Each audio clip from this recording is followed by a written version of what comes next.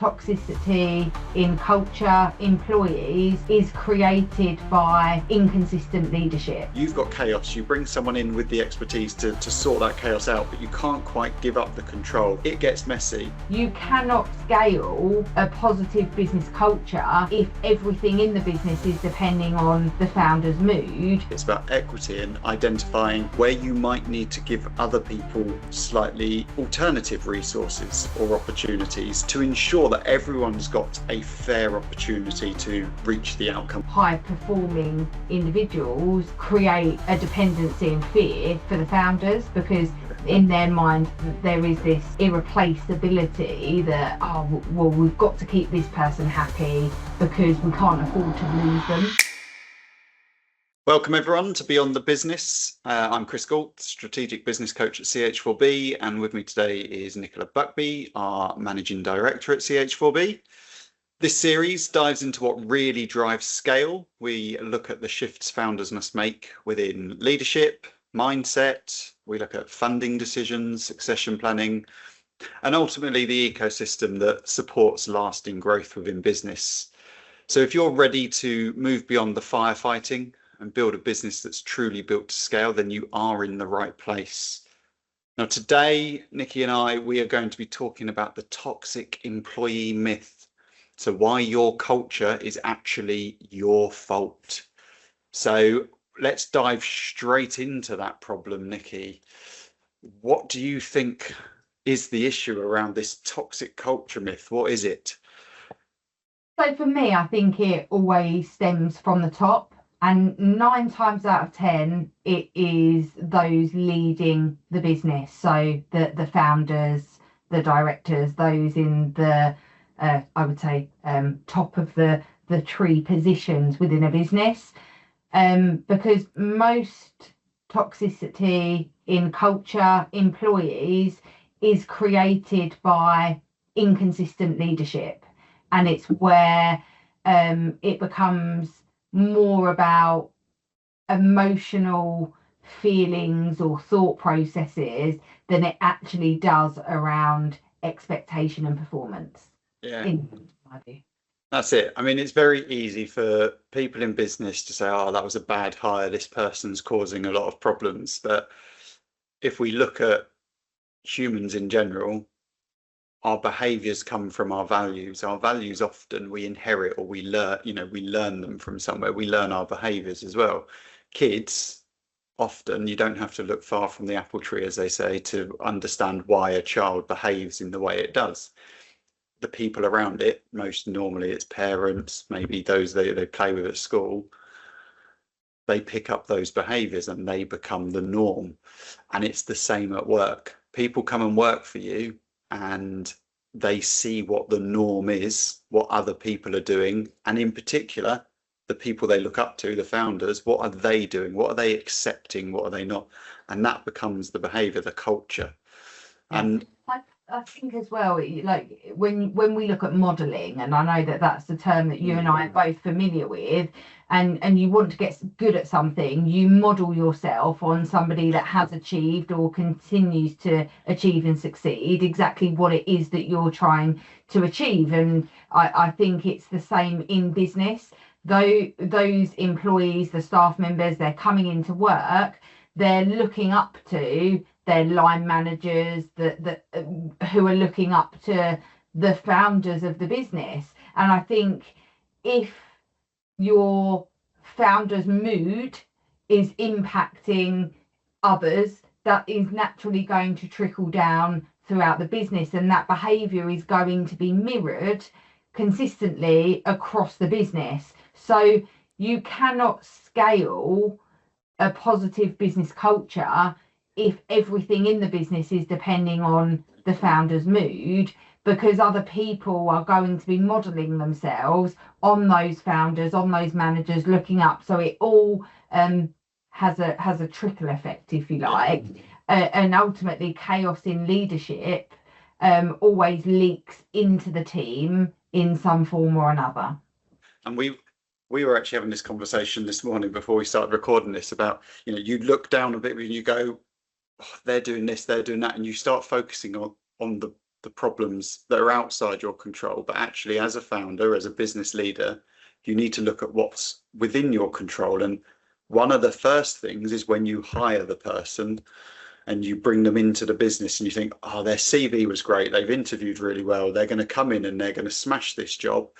Welcome to the company, here's your laptop, this is your job description, crack on.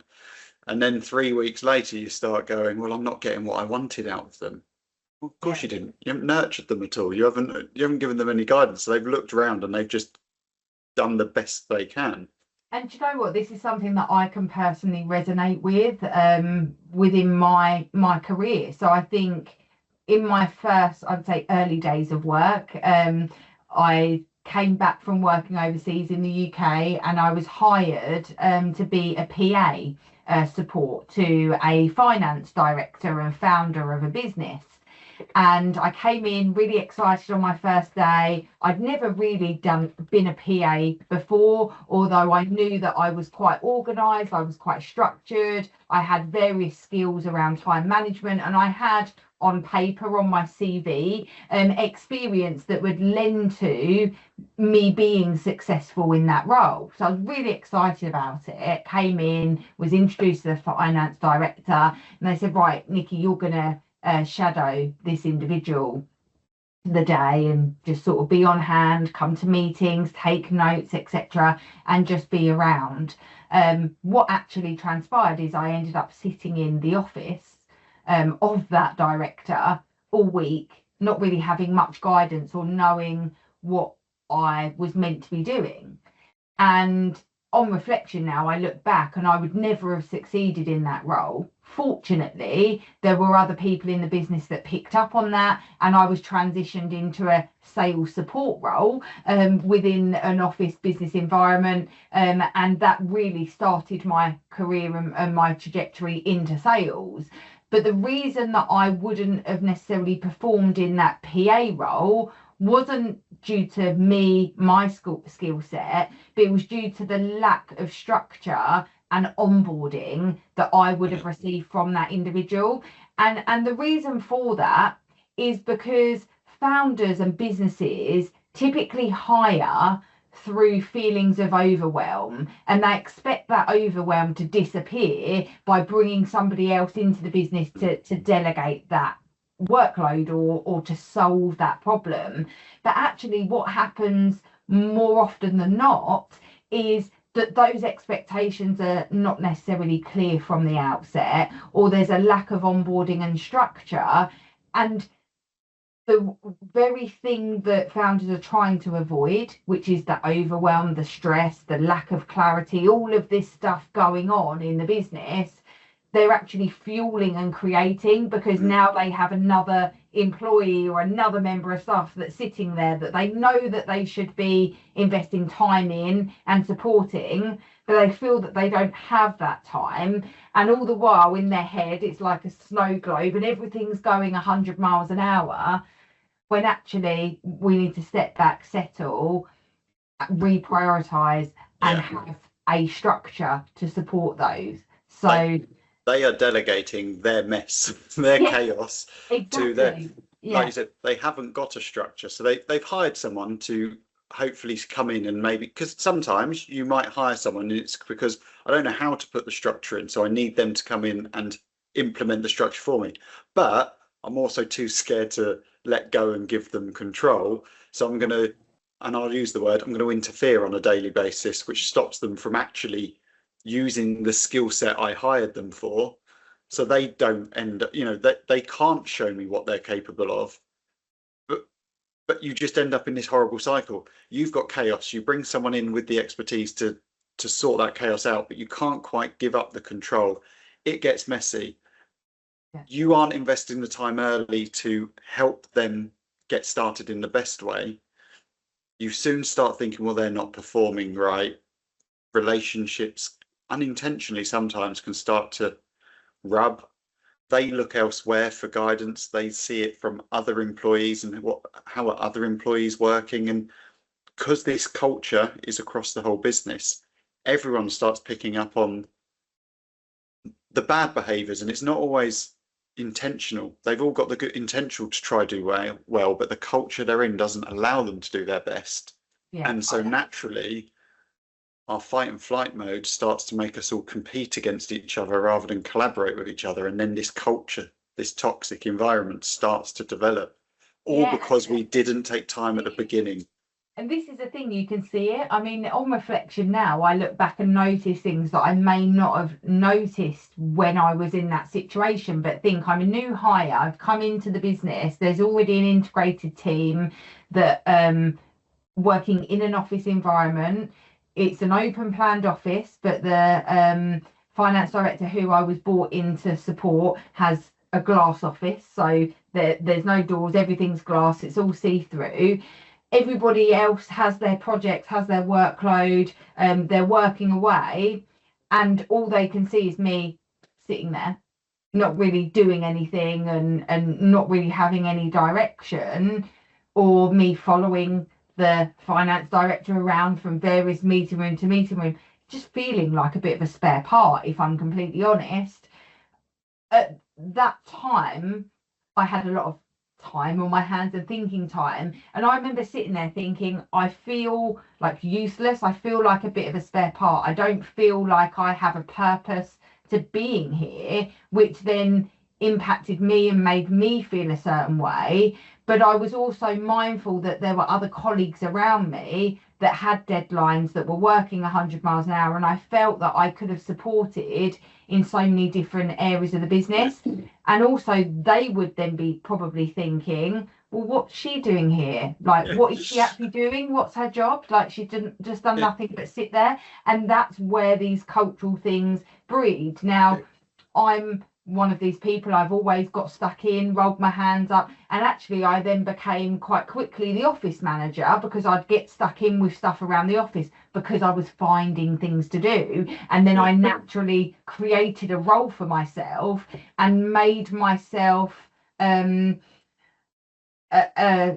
strong asset to the business, because I was reliable and I was always there to identify holes or filling gaps where I potentially saw them, and I did things that weren't asked, that I used my initiative to do. And fortunately I was in an environment where that was welcomed, and I sort of created a role for myself. But things could have been very different if I hadn't have been as proactive as what I had have been at that time. Who you say, obviously you say you've created yourself a role. I want to just drill into this for a bit because I think it might be interesting. Yeah. You created yourself a role, and it was welcome. Who was it welcomed by though? Was it the people at the top who thought, oh great, I don't have to worry about it because she's keeping herself busy and she's helping other people out? So in their head they thought their investment in you was a positive one because things were getting done. Yeah, I think, like, for me, I've always been a doer, and I think that was one of the challenges, sort of transitioning into a managing director's role and actually going from the doing to the directing. And that was obviously a different conversation, but a slightly different journey from transitioning. So I think what happened is I'd start to notice things and I'd start to automatically use my initiative. So, for example, if I knew that one of the things that I did have access to was the meeting boardroom calendar, so I could see if meetings were booked, etc., or if we'd have external visitors coming in. And it also transpired that the managing director's PA was pregnant, and she was due to go on maternity, and she did a lot of the office managerial work. So I would ask questions and I would say, I can see the meeting rooms booked, do you need any assistance with this? Or I could see that the tea and coffee is getting low in the kitchen, do you want me to pop out and get something? And actually asking questions using my initiative. And then I actually started getting past work from other people, and then the individual went on maternity leave, and then because I'd been picking things up naturally as as time went on, I naturally just became the go-to person in the office for if the printer broke or the office something needed fixing. And then I suppose I got more involved in the customer service side with the customers that we had, and then I'd meet sort of the field sales agents that were coming out and managing certain diaries and where they were coming in for meetings. I made myself visible and I made myself approachable and accessible to support other people in the team. And I think that's really I became the sort of go-to for anything, which is funny with what we've created within CH4B. So yeah. I became the hub for individuals to reach out to if they needed anything. What would you say that did to the culture of the company, though? You know, we're focusing purely on you as one individual hire here in that environment, because you started by saying you were in a glass office and people could just see you were sat there doing nothing. Now, I can imagine for the culture that would have people going, what's special about her? Yeah, we're working our asses off while she's sat there twiddling her thumbs and getting paid for it. Does the director not think about us and the support we might need, etc.? Now, from an outside perspective, listening to your story, the director got lucky that you had the initiative to just crack on and make yourself busy. It could have still gone wrong. You could have made yourself busy in the wrong areas and actually put the person going on maternity leave's nose out of joint because she thought, I'm being replaced here. I'm subtly being replaced without actually being asked or explained it to. Again, you could put the people on the floor's nose out of joint because they're going, well, she's helping that person over there, but why is she not coming and helping us? We're busy. What actually happened with the culture? How did you feel around you, the environment changed? So there was a big cultural shift, I would say, at first, because I felt these eyes and when I try to explain something, it's like you're constantly being watched, and I knew that I was constantly being watched, and being new in a business where you're trying to infiltrate into an already established team culture workforce. It was really challenging. I remember my first week coming home and saying to my parents, I don't really know if this is for me, which they were quite surprised at, because I've always been a hard worker. I've worked from a very young age, and I've never left or been dismissed in a job unless it was to progress and move into another opportunity. And I could feel there was upset, I suppose, or I could feel not that I was I was being judged, maybe, that people were sort of looking at me and thinking exactly the same as what you've just said, because it was going through my mind. And I thought, well, if it's going through my mind, other people must be thinking a similar thing. And then I suppose I've always been quite confident. I've always been a bit of a talker. It's got me in trouble at times when I look back on my school reports, etc. But I've always been quite confident and outgoing. And I suppose when I started to talk to people and to show an interest and in invest in what they were doing and asking them if they needed any support, etc., I started to see a shift.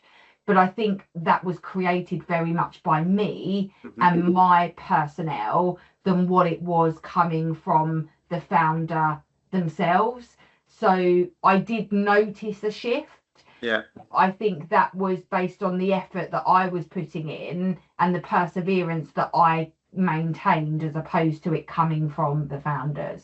So there's a risk here we should highlight for obviously founders and leaders. You know, we've talked about the toxic employee myth and an individual creating a toxic environment.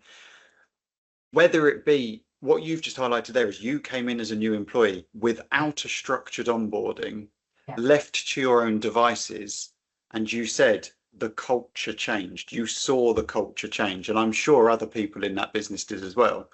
Yeah. If you as a founder have worked hard to create a culture where people thrive and your business runs well and everyone gets on, that making a hire and not onboarding them properly will change your culture, or will risk changing your culture. Now, it sounds like it didn't cause too much damage where you were in the example you've given, but it can go completely the other way. It can put people's noses out of joint.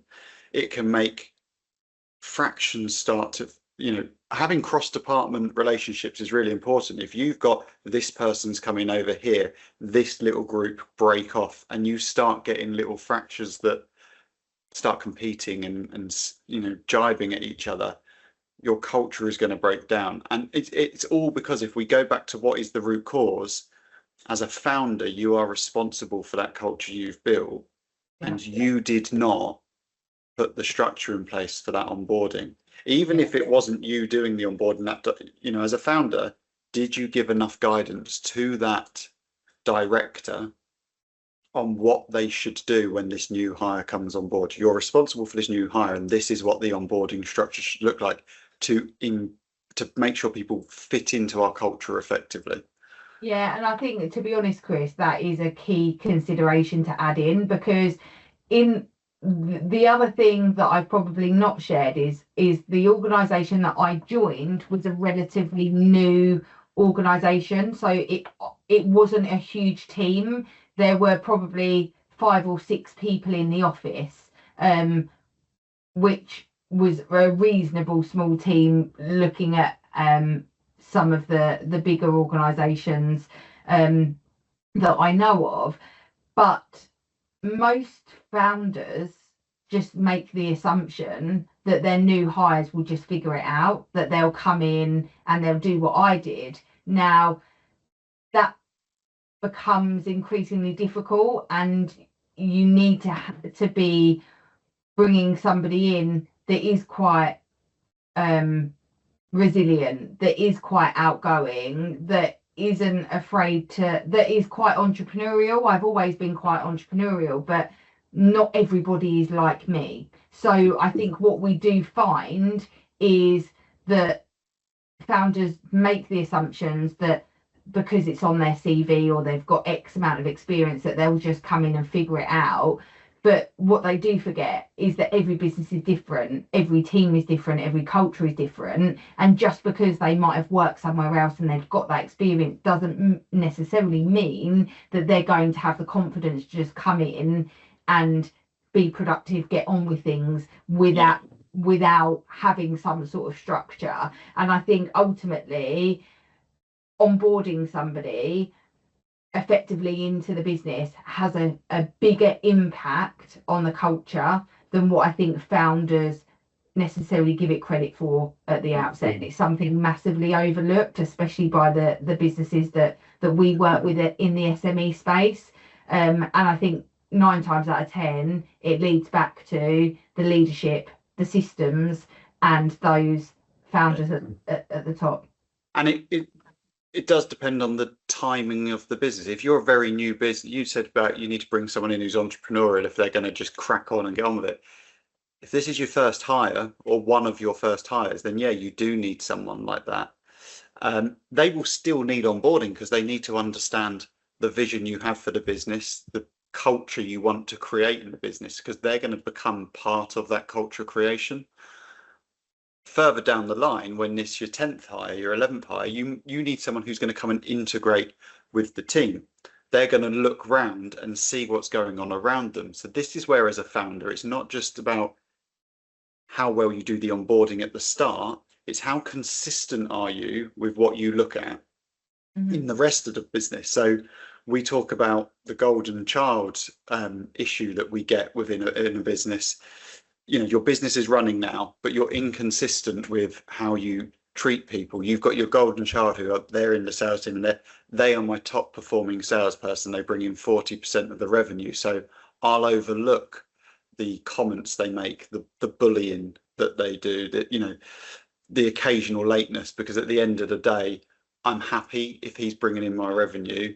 I'm happy with that. But actually, what impact is that having on everyone else when they turn around and see that person can get away with it? So I think that might be an interesting thing to just explore for those listening as well, because we've covered about the onboarding and at the start, but it's the consistency in your behaviour that's important as well. Yeah, I think ultimately when it comes down to individuals that are performing and those that are generating a result, we see so often that either additional leeway is given, or they might receive some sort of like special treatment, or what have you, or oh yeah, you've hit target so you can finish early and everyone else in the office is still working away. I think that ultimately the damage that causes culture wide isn't necessarily uncovered, or individuals don't necessarily see it until it's too late. And examples of that might be people stop speaking out about certain things, collaboration drops, staff turnover starts to increase, people leave the business, managers are sort of not necessarily seeing eye to eye in discussions and collaborations. And in theory, all of this has been building and building, and this toxic environment has been building because high performing individuals create a dependency and fear for the founders, because in their mind there is this irreplaceability that, oh well, we've got to keep this person happy because we can't afford to lose them. And I think as soon as you start even thinking along those lines and talking in that way, potentially you can ignore some of the glaringly obvious toxic culture triggers right in front of you. I think as soon as rules stop applying equally across all personnel within the business, trust is broken across the business, and that has a huge impact on a company culture. And people nowadays, they care about how they and other people are treated. At the end of the day, you know, you hear all this, you do hear people talking about, oh, people have lost their work ethic, they don't come and work hard anymore. You hear the term woke thrown around all the time. No, people just value themselves and others. And if we all just treat each other with kindness, respect, and create that environment where people feel safe, that is going to have a huge impact. Whether it be at work, in personal life, whatever, when you're somewhere and you see others getting preferential treatment over the others, or you see people being, you know, disregarded or, you know, unfairly treated, most people get angered by that in somehow, and then that starts to create this toxicity, and it's coming from the top. It's what are we willing to accept? If we look at politicians nowadays, what are politicians willing to accept? We go back to COVID times, and I don't want to make this political, but people stopped accepting prime ministers who allowed people to break the rules that they were imposing on other people. There was one rule for one and one for the others. It broke down. The country's political system now is very unstable because people have lost trust, and that is going to be really hard for someone to come in and rebuild. Whereas if the leader of our country then had done a better job, to be fair, in managing the culture of the country, he wouldn't, and it was a he at the time, wouldn't have lost the trust and caused what we've got today. And it's the same in business. The moment you start letting these rules go, you start to lose the trust, and it's going to take longer to win that back than others. I think ultimately it comes down to, like, all of a sudden, like, processes, they don't apply equally, and accountability becomes inconsistent. And then what happens is the culture shifts from team performance to protecting the untouchable or one member of staff. And I've heard and I've seen with businesses that I've worked with, in organisations losing 2-3 members of staff due to a toxic high performer within the organisation. And actually through fear of losing that high performer. Whereas actually, if you take a step back, let's say you've lost 2 or 3 hires within the business because good people have stopped speaking out because they think, oh, well, what's the point? And then they end up becoming so disgruntled that they end up looking for another job, and then they end up being accepted into another position, handing their resignation, and then at that point the founder says, we can't afford to lose this person because they're a really good member of staff. How can we counter offer, and how can we get them to stay with us? Yeah. And often I still see individuals go to competitor firms or other businesses, irrespective of the counter offer being stronger than the new offer that they're moving to. And more often than not, it is due to the culture damaging the trust in that individual, and it's not financial. They see that actually something's happened that they don't agree with, they've lost trust in their employer, and they're moving to a new role because they feel that that's the best thing for them. If the founder then steps back, they've actually now got to replace 2, maybe 3 hires. The financial implication of doing so, the time that it takes to find the right people, onboarding them effectively, it then becomes a question around losing 2 or 3 good people to protect one toxic high performer. And is that commercially smart for the business or the right thing to do? But we get so attached with high performer generating the result that we lose sight on how that's affecting the culture and the other people in the business. So it's just something to bear in mind. And I think there's a trap, because I think some people will be listening to this going, okay, I get that. Maybe I've been a bit biased towards the high performer. Nikki said we need to make sure people are treated, equally. And so they go out there and they start treating everyone equally. They give them all exactly the same resource, exactly the same opportunities. And they may still find that they've got a problem within their culture. And I think it's just worth highlighting that point as well, that sometimes it's not just about equality, it's actually about equity, and looking at, we've got to have a set of rules and a structure that keeps everyone working to the same rule book as such. However, we're all working towards the same outcome as a business, and so that's where we've got to understand where people's particular traits lie and are helpful and unhelpful or need more support. And that's where obviously we've got to think it's not just about being equal and creating equality, it's about equity and identifying where you might need to give other people slightly alternative resources or opportunities to ensure that everyone's got a fair opportunity to reach the outcome as well. So I don't want to turn this in, there's not point of this podcast, I don't want to go too far down that route, but it's just highlighting that point you said there. It's a balancing act. If you're giving it all to the wrong person, you're upsetting all these people over there. If you get it equal, you're in a better place, but you've still got risks if you're not supporting those. Actually, your time might be better off spent on those that are struggling than on those that are high performing, without forgetting about the high performer as well.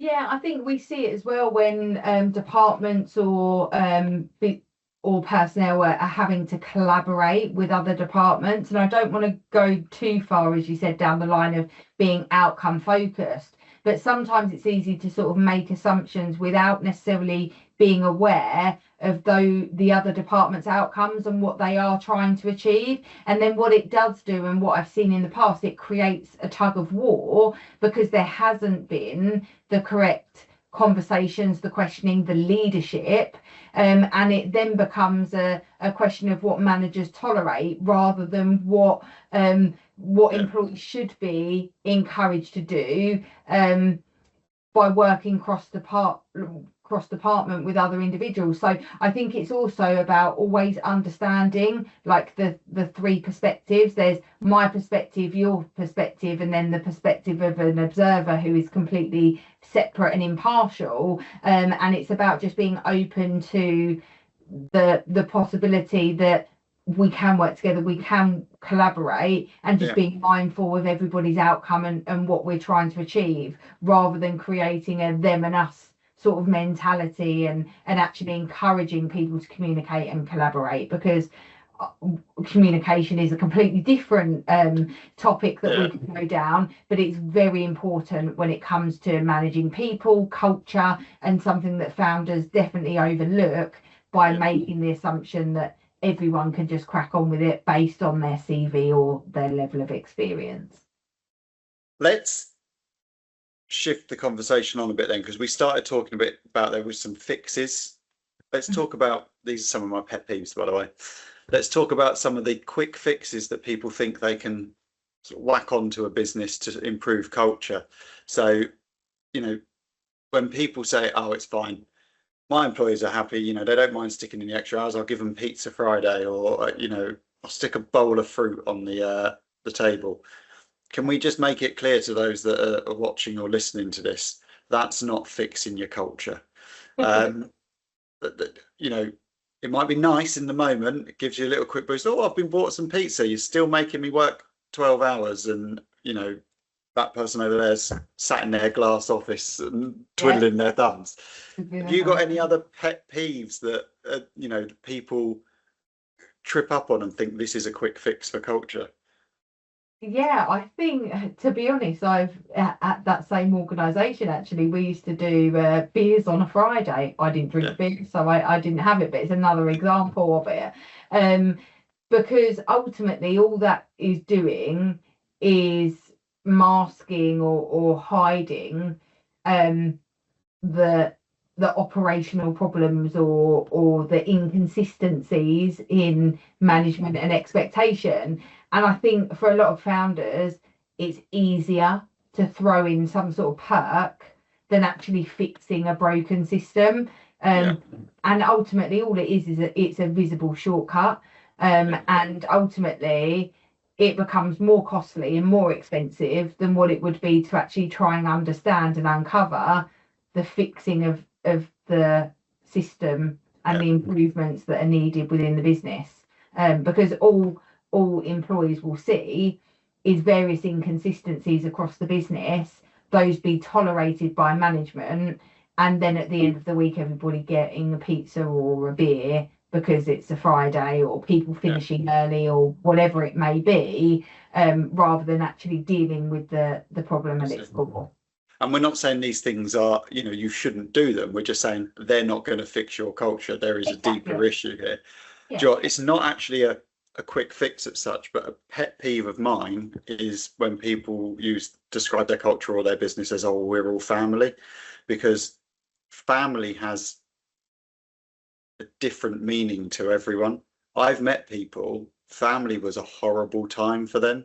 You know, when someone mentions that, you know, what was family like for you? They might have come from a broken home. There might have been abuse in that family. That, you know, it could be a really traumatic thing. So they're coming in and going, oh God, this is like a family. It's going to be dysfunctional. And maybe it's right, because what we're saying is we all support each other, no matter whether we agree or not. We're all, you know, the blood's thicker than water. Our mission, our purpose, our vision for this business is all, you know, thicker than any disagreements we might have. We all pull together, even if we're a bit dysfunctional. But for some people, that can be a real trigger to say we're family. And I get really frustrated by it as well, because the other thing is you can't pick your family. You can pick your friends, you can't pick your family. And if you're building a culture in a business, you can pick who's working there and who's going to contribute towards it. You don't just have to accept the bad, you know, the bad egg, the black sheep of the family. So that's another pet peeve of mine. I don't know if whether you feel about that, or whether you've got anything else on that one. Yeah, and I think, to be honest, that's something that I learned, because when I first set up CH4B, I wanted to create in my mind like a family culture where people feel that they can express themselves, that they can talk openly and honestly.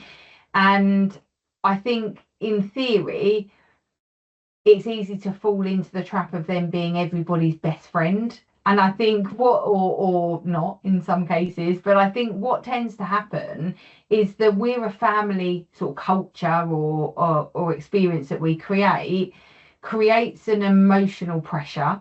So when we talk about families, that they're very emotional, there's a lot of emotive tendencies that are linked just with the word family. So then actually what happens is this emotional pressure then completely blurs the lines in terms of like boundaries and setting those boundaries. Then employees find it very difficult to say no, and then all that happens is they say yes and creates overwhelm, and that impacts how they feel, which then impacts their culture. And it actually removes that level of like a healthy professional structure. Businesses, they're not families.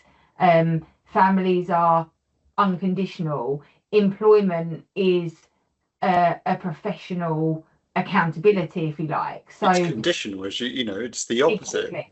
Yeah. So ultimately, although I can understand, because I've been or had a similar thought process to a lot of founders that want to build a family culture, they're leaning towards all of the positives associated with that rather than being open to the negatives and potentially, as you mentioned, everybody else's experience and their what they've been through and their map of the world, if you like, with regards to their learned experiences and what that means for them. And actually the emotional pressure behind that can actually create the one thing that you're trying to avoid, which is a negative, toxic culture. So I think you by creating a family culture, you have more risk of blurring the boundaries. You have more risk of favoritism within the business. You have more risk of more difficult conversations being avoided or not knowing who that key decision maker is, and inconsistent treatment within the business. And actually I think having a family culture or trying to build a family culture is actually more damaging to a business than what it is that founders are looking to achieve by going down that line. I think one thing we could look at for founders here is the intention is right. You know, the intention is right. What they're you mentioned it there, the map of the world. For those that don't understand what we're talking about, there is when you look at a map, that's showing that that's not actually, you know, if you look at a map of London, that's not actually showing you what London is. You can't feel it. You can't actually really understand the heights of the buildings, etc. So I look at the map of the London, and I've been there a few times, so I will interpret that map differently to you or to someone who's not been to London before. So the map is not the territory. Our perspective of that, our perception of that is different. So the language you use is really important. You said earlier communication could be a whole nother topic, and it could, but what we're saying here is, as a founder, the things you tolerate, the examples you set, the language you use will impact on the culture you're creating. So if your intention is to create your definition of a family business, and the outcome you're getting is you've still got some toxic, you know, some toxic employees, the behaviors you're using needs to change. Now that might be the language you're using, or maybe you need to define more clearly what you mean. I'm not saying you can't say we're a family, but what you've got to say is, you know, if we were talking about CH4B, and, you know, we don't use this word in there, but if we go, right, the CH4B family, what that means, and you defined it, you're now defining the values and the behaviors that create the CH4B family. That now gives people clarity and alignment on what's expected of them. And that is where it is different to a family. As you said before, families are unconditional. You're now creating conditions, expectations that people need to live and work by to create the environment that we're all going to thrive in. I think let's start bringing the conversation to a close. And I think everything we've covered here sort of points towards the hardest truth. And that is that when a founder comes to us at CH4B and they might be complaining about, you know, the environment, certain employees, the frantic, reactive, stressed out workforce, etc. What we need to do, and I think this is things, we hold up a mirror to that founder, that CEO daily habits, and we say, what you're describing to me, just look in this mirror for a moment. Is that what you see? 9 times out of 10, the answer is yes. It's a hard one for founders to face, but when we hold that mirror up in front of them, the hardest truth is they realize what I'm seeing around me has been created as a mirror image of myself. Would you say that's a fair comment? Definitely. I think very often leadership is a reflection. So teams mirror the founder's behavior. Is what we mentioned right at the beginning of this, and leadership sets the temperatures and the expectation across the business, and again it comes down to a trickle down effect. And I'll give you an example. If a founder's there emailing late at night and you get an email at 11:30 or working on a Saturday, I know we spoke at the beginning of the call, and what I choose to do in my free time, typically if I choose to work, that's my choice, and I don't necessarily expect others to do that. But in the past, what I would do is maybe send an email out of office hours, because it gets it off of my plate or my thought process, without necessarily really thinking about how that would impact my staff members, because I was looking at it from my perspective. And actually it was highlighted to me some time ago by an employee that said to me, oh, I got your email, so I just jump on and sorted it. Now, that's something that I would have done back in the day, but actually taking a step back and reflecting on that, it's also important to have those boundaries with regards to personal life and work life. Otherwise it sort of trickles in and you end up blurring them together. But I didn't stop to think about how me getting that email out of my head and into their mailbox actually then impacted the individual. And I know now, working with some founders, and I personally do this, is rather than hitting send, I'll schedule send. So it's out of my head, but it goes to them during office hours. Or I know, Chris, you won't mind me saying this, but you have a caveat in your email signature that says that you prioritize your workload based on the needs, wants, etc. So you're almost sort of, like you said, creating that guardrail, or actually communicating and providing that clarity, that just because I'm sending this email then doesn't necessarily mean that I'm expecting you to reply then. So it's just being mindful of how our actions impact others. The most important thing for any founder is to try not to normalize stress in their business. And I think, coming back to what we started with right at the beginning, of employing somebody, at the time that businesses tend to employ somebody is when there is a lot of overwhelm, lack of clarity, there's a problem, they want to bring somebody in to fix it, and it's almost like, go, we need to get this done now, as in yesterday. Whereas actually that can be even more damaging and a detriment to the business without having that structure and that flow. So I think culture does trickle from the top. Ultimately, it is a reflection on leadership and a reflection of the founder.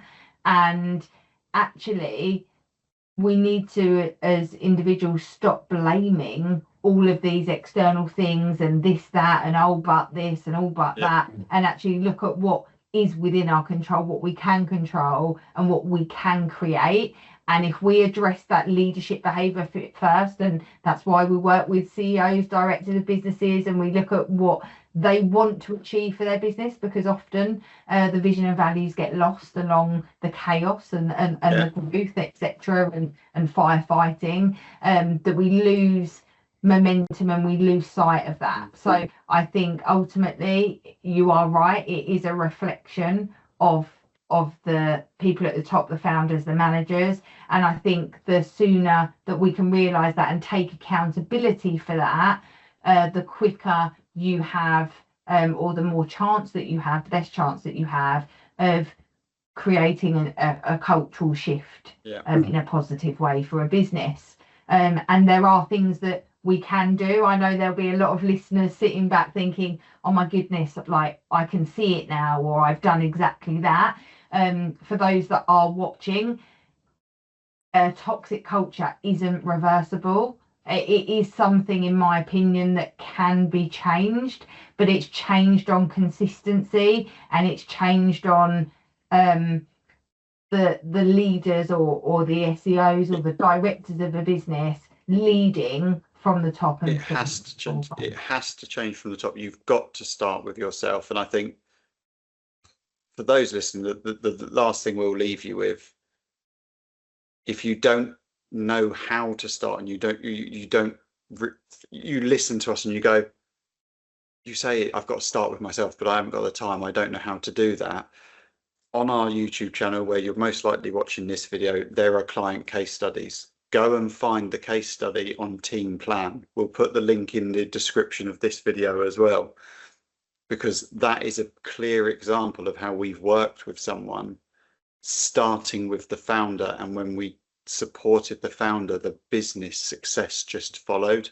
So if you've listened to us this far along, well done. Hopefully you've got some stuff out of that, but if you still need convincing on what to do next, go and watch that extra video as well. It's 3 minutes of your time that will be well worth spent. I think it's been a really good conversation for the listeners to have here. We could keep going on around this topic. I could go on for days around talking about culture and leadership. We won't. Go watch that case study, watch this video back if there was things that you want to recap as well. And speak to us, essentially. If you've still got questions or you're still unsure, speak to someone at CH4B. Speak to anyone, but obviously we encourage you to come and speak to us, and we'll help you get more clarity on where you're trying to go. Nikki, thank you very much as always. Thank you for sharing your personal experiences with everyone as well. I think that really helped show what we were trying to explain today. And thank you very much. Thanks for having me, and thank you to all the listeners. And as Chris said, we're always open to a conversation. So thank you all. Cheers. Take care.